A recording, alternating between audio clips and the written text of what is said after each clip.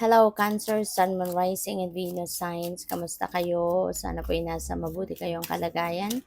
Welcome back po sa Star Tarot at kung bago kayo dito, welcome din po kayo. Please subscribe, like, share my videos, and leave me a comment kung nakaresonate kayo. So, Cancer, we have share.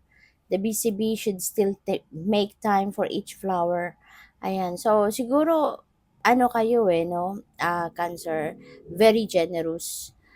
Feeling ko din dito, hindi lang mga kapamilya mo ang tinutulungan mo, but also other people. Hanggat meron ka na pwedeng i-share, ikaw ay nag-share. No? You're very generous person and very compassionate. So we have patience, wait for the fruit to ripen.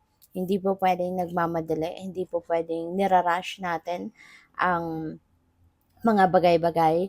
Kaya we need to learn to be patient at always remember na good things come to those who wait, 'di ba? Kaya kung marunong kang mag-antay, marunong kang magpasensya, for sure, marireceive mo kung ano yung inihahanda ng universe para sa'yo. 'Di ba? Minsan, kaya may mga taong naiinis, may mga taong nabibwisit, may mga taong lalong lalong nag-a-attract ng misfortune kasi hindi marunong mag-antay. Nagmamadali lagi at hindi marunong magantay.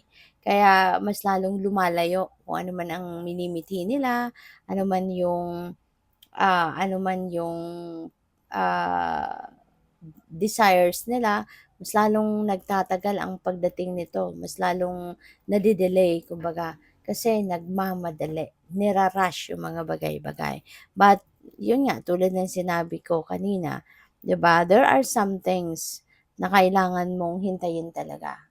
There are some things na kailangang ipaubaya mo sa divine universe, 'di ba? So what else? We have discover, look at the early dewdrops before they disappear with the morning sun. Ayan, tignan mo to. This is something that is yet to be discovered. This could be opportunities.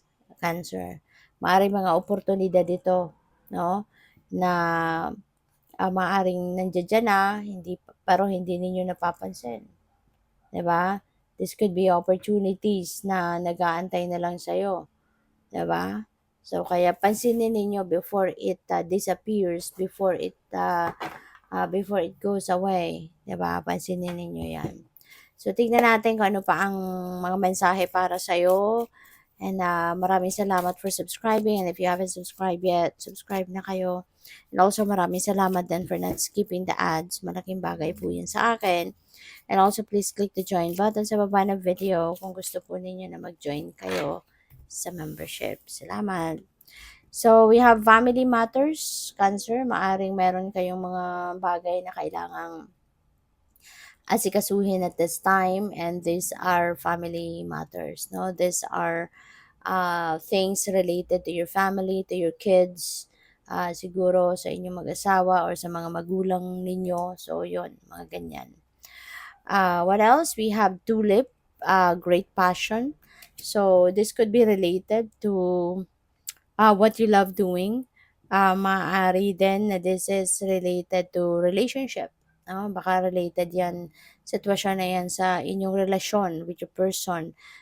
Maybe you are going to show how passionate you are, no, sa kanya or sa relationship ninyo mismo. So we have a stubborn, aggressive person. This could be anyone sa buhay mo na maaaring magpapaka-stubborn, magpapaka-sutil, magpapaka-agresibo. Po pwedeng may kayabangan din ang taong ito. So, depende yan sa inyong sitwasyon. And learn how to handle this person. Kasi feeling ko, baka mabasag nito yung peace mo, mabasag nito yung tranquility mo, yung gano'n. So, wag mong hayaan, 'di ba, na mabasag ng ninuman ang kapayapaan ng peace na nararamdaman mo. We have dog barking, advice from a friend. Ayan, so merong kang kaibigan, no, na magbibigay sa iyo ng advice.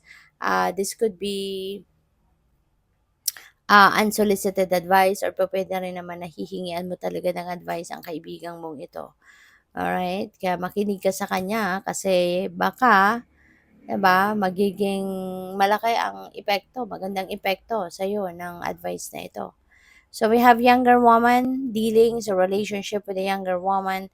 So maaring kapamilya mo siya. Maaring anak mo, pamangkin mo, kapatid mo, 'di ba, si younger woman.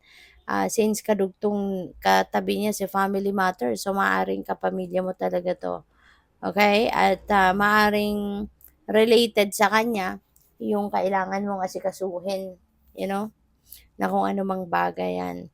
So, we have obstacles to overcome. Ayan, merong mga konting problema na maaaring ma-encounter ka. Maaaring yung family matters na yan related to this younger woman and maaaring ito yon ano, medyo may obstacles, medyo may challenge na maaaring kinakaharap ang taong ito kaya ikaw yung maaaring kailangang mag-fix dito. Ikaw yung kailangang mag-effort para, alam mo yun, malagpasan ang sitwasyon na ito. Okay? So, what else? We have Bo. You are highly thought of. Merong nakakaalala sa'yo. Merong nag-iisip sa'yo. Maaaring nasa malayong lugar siya. No? O pwedeng nasa malayong lugar or po pwedeng malapit lang din pero ikaw yung laman ng isip niya sa ngayon. Okay? Maaring isang babae 'to, 'di ba? Maaring isang babae yung nag-iisip sa'yo, nakakaalala sa'yo. So, we have wealth. Wow! Ang yaman mo na ngayon, Cancer. Merong kayamanang paparating, no? Nanggaling yung wealth na 'to sa taas. So, this is divine blessing, no? Na paparating. So, this could be a big amount of money coming in. Depende yan sa inyong sitwasyon. Kayo lang ang tanging nakakaalam niyan kung saan ito manggagaling. So, possible na yung kayamanan na to could be related to your investments. Maaring bunga ito ng inyong pagsisikap in the past. Maaring, ano to, maaring windfall of money ito, pupuwedeng winnings, 'di ba? Pupuwedeng inheritance, pupuwedeng this is, the fruit of your labor. So, depende 'no, sa inyong sitwasyon. But yes, there is, wealth coming your way. So, what else? We have clouds, temporary problems. Well, yung lahat naman, 'di ba, talagang temporary lang. Kaya huwag kayong mag-alala kung ano man itong mga obstacles na 'to, ano man itong mga temporary problems na 'to, dadaan lang talaga 'yan sa buhay mo. Kaya wag mong dibdibin, 'di ba? Wag mong tambayan ang problema para dumaan lang talaga 'to sa'yo. When that problem comes, when that problem arrives, kung magra-resonate man ito sa inyo, excuse me po, hanapan mo agad ng solusyon. Isipin mo agad ano magagawa mo to solve this problem para hindi na yan magtagal sa'yo. Okay? So, good luck sa'yo. Thank you for watching. Love and light. Namaste.